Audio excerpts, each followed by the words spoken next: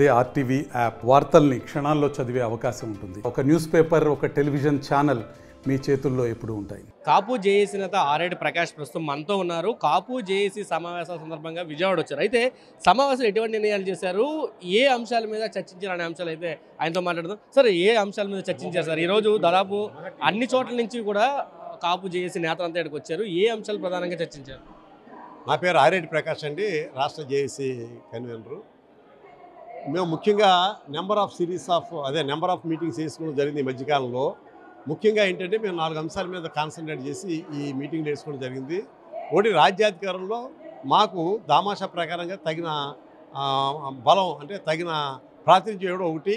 అలాగే ఆర్థిక అంశాల్లో కూడా మా కులం సంక్షేమం కానీ అభివృద్ధి కానీ ఏ మాదిరి మేము ఈ ప్రభుత్వాల నుంచి తీసుకోవాలనే అంశం ఒకటి.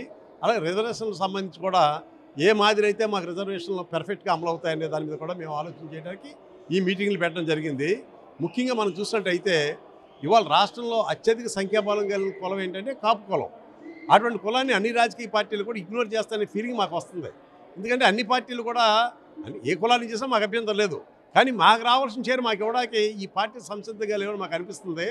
ముఖ్యంగా మాకు ఏ పార్టీ అయితే మా సంక్షేమం కానీ మా అభివృద్ధిని కానీ కాంక్షించి మాకు భరోసా ఇస్తుందో ఆ పార్టీ పనిచేయాలనే ఉద్దేశంతో ఈ మీటింగ్లు చేయడం జరుగుతుంది. మరి ముఖ్యంగా చూస్తుంటే ఆర్థిక విషయంలో కానీ సామాజిక విషయంలో కానీ మా వెనుకబడతానని గుర్తించి దామాషా ప్రకారంగా అన్నింటిలో మా షేర్ రావాలని డిమాండ్ చేస్తూ ఈ సమావేశాలు ఏర్పాటు చేయడం జరిగింది. మరీ ముఖ్యంగా మరి రాయలసీమ ఏరియా చూస్తే కనుక ఈ కోస్తా జిల్లా కాపులు కనుక రాయలసీమ బలిసి ఇంకా బాగా వెనుకబడుతున్నారు. కాబట్టి ఆర్థిక లేమి అనే ఒక ఆర్థిక వనరులు లేవనే కారణంగానే అక్కడ పొలిటికల్ కూడా ఇగ్నోర్ చేయబడుతున్నారు. కాబట్టి ప్రకాశం నుంచి అన్ని జిల్లాల్లో కూడా బలిజీలు కూడా సముచిత స్థానం కల్పించాలి. అన్ని చట్టసభల్లో కూడా మా దామాషా ప్రకారం మాకేమి ఎక్కువ అక్కల ఇవాళ గ్యారంటీగా 18 to 20% మేము రాష్ట్రంలో ఉన్నాం. కాబట్టి ఆ దామాషా ప్రకారంగా అన్నింటిలో చట్టసభల్లో మాకు ప్రాతినిధ్యం కల్పించాలని డిమాండ్ తోటి ఈ మీటింగ్లు చేస్తున్నాం. అలాగే గత ప్రభుత్వం కార్పొరేషన్ పెట్టి కొంతవరకు సహకారం చేస్తే ఈ ప్రభుత్వం పూర్తిగా దాన్ని నిర్వీర్యం చేయడం జరిగింది. కాబట్టి పూర్వం కాకుండా మారిన వాతావరణంలో ఆర్థిక వనరులు మారిన బడ్జెట్ కేటాయింపులు కూడా బాగా పెరిగినాయి. కాబట్టి ఈ కాపు కార్పొరేషన్ సంబంధించి సంవత్సరానికి 15,000 కోట్ల కాడికి ప్రతి పార్టీ కూడా ఇవ్వాలనే డిమాండ్తో కూడా మేము ఈ మీటింగ్ చేయడం జరుగుతుంది. కాబట్టి మాకు సంక్షేమం, ఆర్థిక బలం, అలాగే రాజకీయ బలం, రాజకీయంగా మాకు సరైన ప్రాతినిధ్యం కల్పించడం కోసం ఈ 3 అంశాలు పెట్టుకుని మేము ఈ మీటింగ్ చేయడం జరుగుతుంది. అంటే రాజకీయ పార్టీలకి ఏమైనా అల్టిమేటం జారీ చేసే సభ అనుకోవచ్చా ఇది కాపు సామాజిక వర్గం నుంచి? అంటే సవాలు లేకపోతే అల్టిమేటం అని నేను అన్నా, కానీ తప్పనిసరిగా మా విజ్ఞప్తి అనుకోండి లేకపోతే మా ఆలోచన అనుకోండి, ఇది మీరు ఏ రకంగా తీసుకున్నా సరే తప్పనిసరిగా కాపు కమ్యూనిటీకి ఉన్న గొప్పదనం ఏంటంటే ఒక పార్టీని అధికారంలో తీసుకురావడం కానీ టాపులు చేయడానికి కానీ ఐదర్ వే ఓడించడానికి కానీ నెగ్గించడానికి కానీ సరిపోయే సంఖ్యాబలం మాకు ఉంది.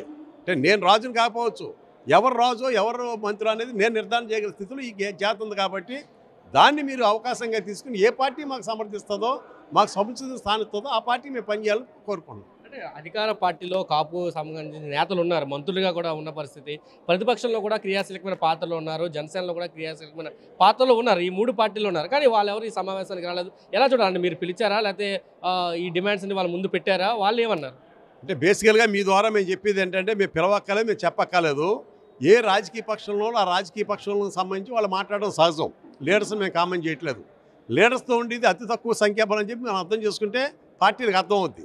ఈ లీడర్స్ కూడా మీరు చెప్పిన ఏ పార్టీలో కూడా ఆ లీడర్స్ కూడా కార్యకర్త మొత్తం టోటల్గా కమ్యూనిటీ అయితే లేదు.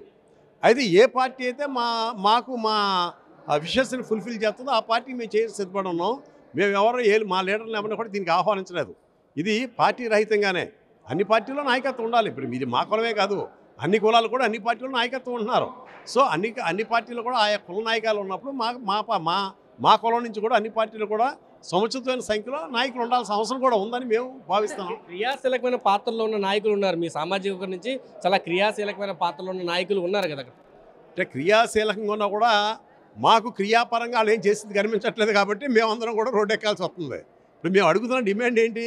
మా నాయకులు మీరు చెప్పిన క్రియాశీలంగానే పార్టీల్ని ప్రభావితం చేయగల శక్తే కనుకుంటే ఈ 5 ఏళ్ళ నుంచి కాపులకి ఏం జరుగుతుంది మీకు అందరూ తెలుసు. కాపులు చాలా ఇగ్నోర్ చేయబడ్డ కమ్యూనిటీగాను ఇప్పుడు ప్రభుత్వం చూస్తుంది.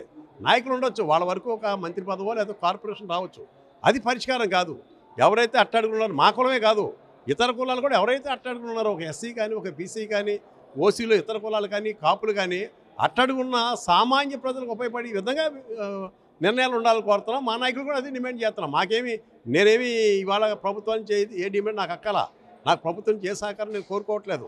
కానీ నా జాతిలో చాలా హీన స్థితిలో, అంటే రిజర్వ్డ్ గ్రూపుల కన్నా కూడా హీనంగా చాలామంది కాపులు బతుకుతున్నారు. వాళ్ళ యొక్క అప్లిఫ్ట్మెంట్ కోసమే పోరాడుతున్నాం. మీ ద్వారా మా నాయకులు కూడా ఇది గమనించి ఆ మాదిరి పనిచేయమని కోరుకుంటున్నాం. కాపు చేసి సమావేశం జరుగుతుంది, ఏ పార్టీకి మద్దతు ఇవ్వబోతున్నారు? నేను మీకు క్లియర్గా చెప్పాను. మా సంక్షేమం, మా అభివృద్ధి కోసం ఏ పార్టీ చేస్తుందో దాని మద్దతు ఇస్తాం. అయితే కాపుల్లో ఎటువంటి ఆలోచన మీ అందరికీ తెలుసు. అది నా నోటితో చెప్పాల్సిన అవసరం లేదు. మా అందరం మైండ్ సెట్ ఎటు ఉందో, ఏ పార్టీలు చేస్తాం, లేకపోతే ఏ కూటమి చేస్తాం, ఏ కలయిక చేస్తామో, ఏ పార్టీ వైపు ఉంటాం అనేది అందరికీ తెలుసునే అంశమే. ఆ పార్టీలను సరే భరోసాగా మాకు హామీ ఇవ్వమని కోరుతున్నాం అంతే. Okay, thank you. ఇది చెప్తున్నారు. పూర్తిగా రాజకీయ పార్టీలన్నీ కూడా కాపులకు ఒక భరోసా ఇవ్వాలంటూ వాళ్ళు డిమాండ్ చేస్తున్నారు. 15,000 కోట్లతోటి ఒక బడ్జెట్ని కేటాయించాలి, ఆ విధంగా ఆ పార్టీల మీద ఒత్తిడి తీసుకురావాలి, కాపు సామాజిక వర్గ నేతలంతా కూడా దాన్ని కృషి చేయాలని చెప్తున్నారు. కింది స్థాయి వరకు, కింది స్థాయిలో ఉన్న ప్రతి ఒక్కరికి కూడా ఆర్థిక తోడ్పాటు అందాలనేది కాపు జేఏసీగా కోరుకుంటున్నాం. దానికి సంబంధించి కార్యాచరణతో ముందుకెళ్తున్నాం అంటూ ప్రకాష్ చెప్తున్నారు. కెమెరా పర్సన్ విజయ్తో కలిసి సురేంద్ర RTV, విజయవాడ నుంచి. మరిన్ని వీడియోస్ కోసం ఛానల్ ని సబ్స్క్రైబ్ చేయండి, లేటెస్ట్ అప్డేట్స్ కోసం వాట్సాప్ ఛానల్ ని ఫాలో చేయండి, అండ్ లింక్ డిస్క్రిప్షన్ లో ఉంది.